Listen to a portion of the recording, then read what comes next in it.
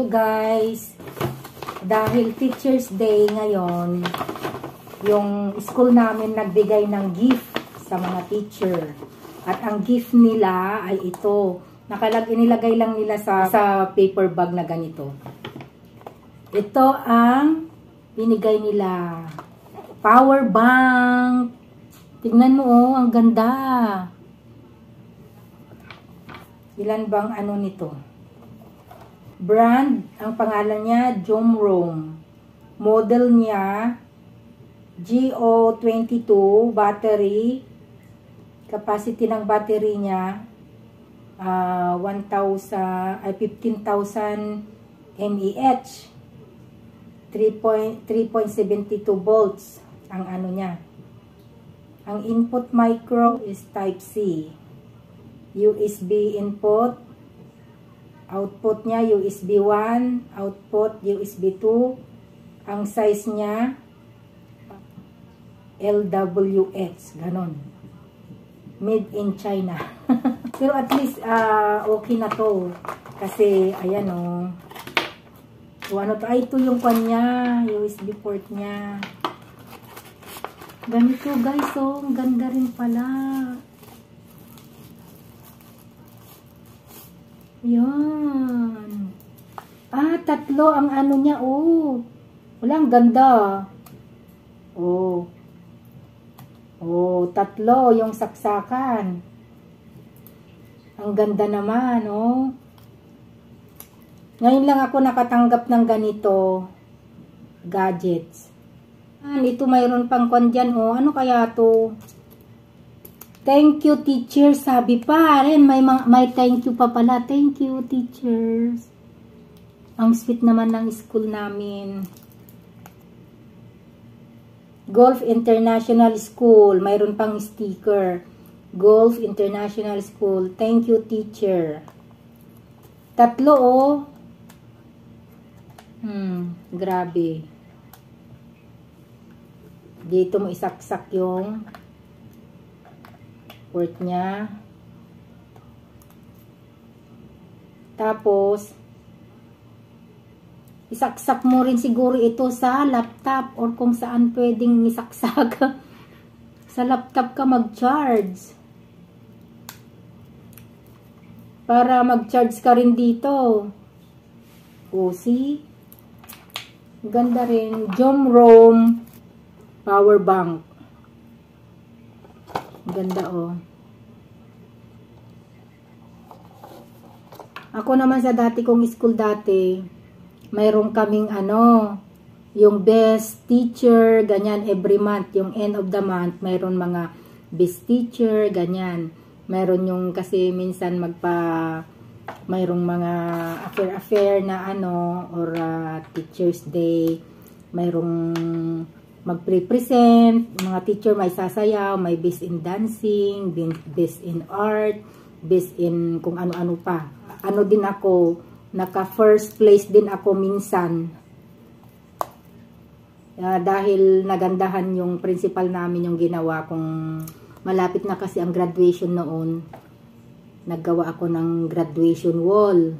Naggawa lang ako ng silhouette pala. Silhouette, tapos nilagay ko yung pangalan nila doon.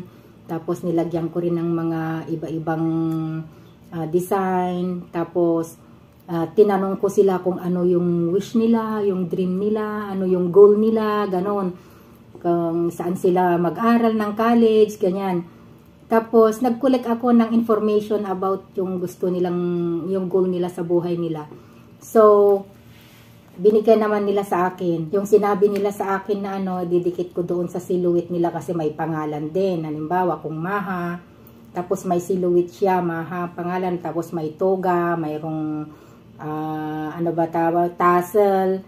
Tapos, doon ko ididikit yung mga sinabi nila sa akin.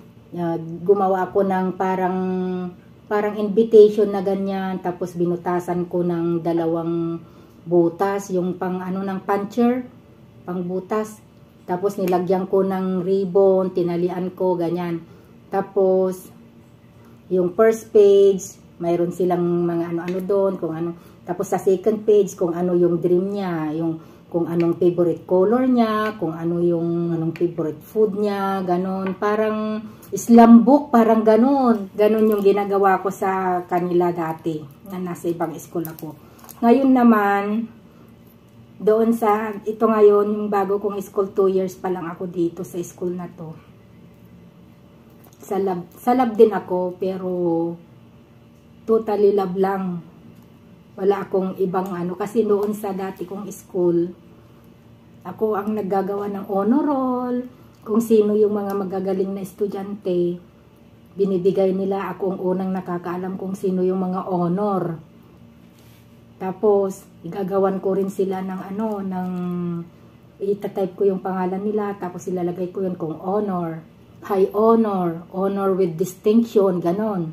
Ang ginagawa ko, tapos ilagay ko yung pangalan nila doon, sa baba ng kwan. Kaya ako ang unang nakakaalam. Pag yung tapos na yung first sem, kasi every sem, third sem kasi sila every sem kung sino yung nag-i-excel sa kanila, gagawan mo ng mga kwan para matuwa naman yung mga bata at mag-aral sila ng maigi ulit sa susunod. O kaya, ma-motivate yung ibang mga bata na mag-aral kasi makikita nila sa wall yung mga pangalan nila, ganon. Pag dumating na yung ganon, may nakita na nilang honor roll, tapos wala pa yung mga pangalan ng mga bata. Naku, nagpuntahan na sila sa akin, Miss Marie, sino yung mga ganito, ganyan. Ay, wala pa, hindi ko pa alam, sabi ko. Pero, tinatype ko na yung pangalan nila, ginagawan ko ng design, ganon. So, natutuwa din sila. Pero ngayon, dahil ako'y natutuwa rin ngayon, tuwang-tuwa ako dahil hindi kami nakalimutan ng mga may-ari ng school at binigyan kami ng ganito. Tapos mayroon pa palang card. Hindi ko alam, nandun yata sa bag ko, hindi ko nadala. Card na pwede kang mag-free, magpagupit ka, magpaano ka ng kilay, tapos magpa-straightening ka ng buhok, ano pa yung nandun, magpakiratin, ganon. Nandun, pero Arabic kasi, pinabasa ko lang kanina sa teacher na Arabic. Ito yung pumunta ka dito sa na to, salon na ito, sabi ganyan. Tapos, libre, magpaayos ka ng kilay mo, magpaayos ka ng buhok mo, magpa-straight ka ng buhok mo, sabi niya, blower ka ng buhok mo, libre, sabi ganon. Ay talaga, sabi ko ganon. Natuwa naman ako. Kaya, in-unbox ko na lang para para pag makita nila itong video ko, si Miss Marilu, niya yung binigay ng golf. Ayan, ito po, ang ganda. Dati naman nakuha ko nun sa dating school, yung parang yung, ba tawag doon? Yung parang bowl na silver, mayroong lagyan ng apoy sa silong. Lalagyan ng soup. Parang yung mga sumyang dyan na may soup, tapos may apoy sa para hindi lumamig.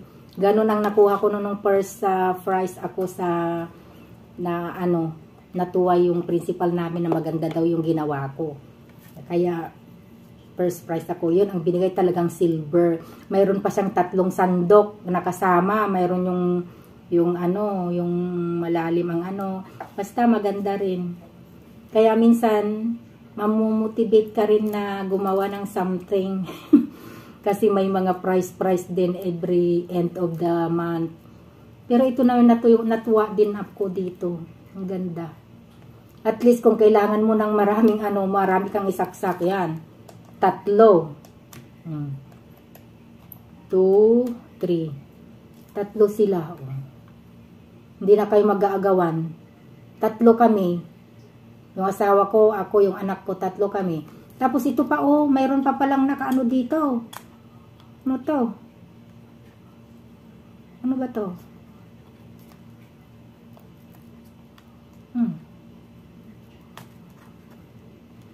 Ganyan mayroon pa. Ano kaya to? SIM card yata. parang to? Parang lalagyan ng SIM card or SD card. Ano ba yan? Hindi ko alam kung ano bang kung nito. Gamit. Babasahin ko muna yung ano nito. Ang cute siya. Gustong gusto ko. Parang lalagyan ng SD card. Paano ba to? Baka mamaya masira ko naman. Hindi ko alam kung ano to. Ganyan siya, oh. Oh. Mahaba din. Pero hindi ko alam kung anong pwedeng ilagay dito. Basta nakaganon siya. Or, baka hawakan lang siya. Baka hawakan lang siya, pero may design siyang ganon. May tatlong metal. Diba ito, yung mga ganyan metal, parang lalagyan ng ano, ng SD card. Ayan. Ay, nagkaroon na siya ng number, oh. Ano kaya yan? Parang may napindot ako. Tapos nagkaroon ng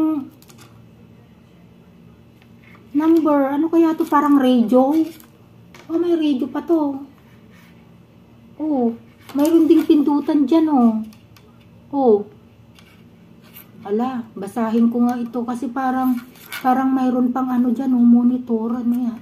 Parang TV nga, oh. Kaso lang hindi ko lang alam kung parang may plus light pa siya. Ayun, oh. Parang ano ng plus light, LED. Ala, ang ganda talaga.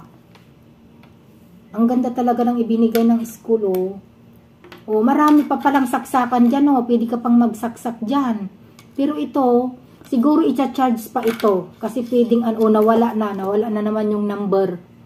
Oh. Ah, pag pindutin ko pala ito, pindutin ko ito, nagkakaroon ng number. Bakit kaya? Parang may FM radio pa to, ah. Ang ganda, ang cute. Ayan. Mga ka-unity, na-share ko lang yung binigay sa akin ng school namin kasi tuwang-tuwa ako na nagkaroon ako ng ganito. Power bank. Kasi may power bank din ako. Ginamit ng anak ko. Siya nang nakasira. Wala na. Ngayon lang talaga ako nagkaroon ng ganyan na power bank na talagang walang hihiram. Kasi wala dito yung anak ko sa Pilipinas nag-aaral. Ayan. Ito siguro talagang hawakan lang ito. Parang hello, ganun. Parang pwedeng FM radio. Pwedeng cellphone, pwedeng walkie-talkie. Ang cute. Salamat mga ka-unity sa pag-ano nyo, pagpanunood nyo sa akin. Thank you. Bye-bye.